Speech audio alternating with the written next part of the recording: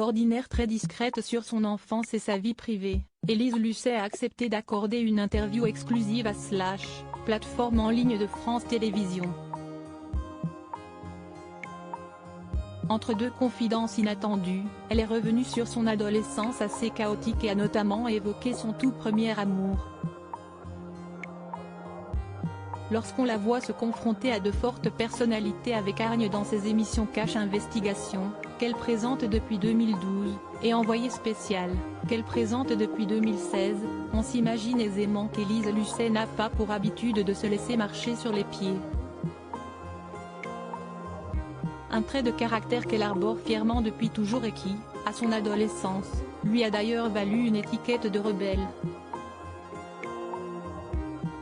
Dans une interview accordée à France Télévisions et publiée le 20 juillet 2023, la journaliste est revenue sur son adolescence et notamment sur le premier garçon qu'elle a aimé.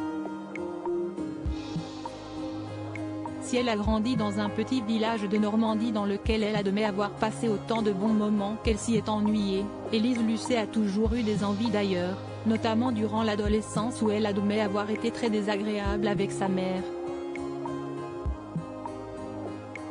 Je foutais pas grand-chose au lycée, j'ai eu mon bac au rattrapage, j'allais pas en cours.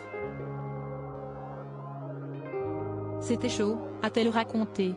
Puis, elle tombe amoureuse d'un garçon aussi rebelle qu'elle. J'avais pas forcément envie du grand premier amour. Je n'étais pas la belle au bois dormant. Mon premier vrai amoureux c'était au lycée et il changeait de couleur de cheveux quasiment tous les jours donc bon, c'était pas mal, a-t-elle révélé. Avant de préciser en riant, c'était un atout de séduction énorme. Il avait des cheveux bleus, blancs, gris. Mais ils étaient noirs en vrai. Une jeune femme pas dans la norme, fan des plus grands groupes de rock de l'époque et révoltée contre les snobs urbains, Élise Lucet ne traîne qu'avec des amis dont le style et le mode de vie sont des plus originaux. Lorsqu'elle rencontre ce fameux garçon à la chevelure changeante, elle a donc un coup de cœur immédiat. Je pense qu'on s'est reconnu sur ce côté bizarre quoi, sur ce côté pas dans la norme. A-t-elle ensuite supposé.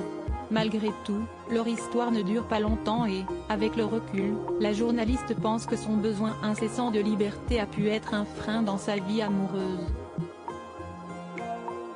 Je pense que tous les garçons puis hommes que j'ai rencontrés se sont dit, ou celle-là, elle est libre et je vais pas réussir à l'attacher.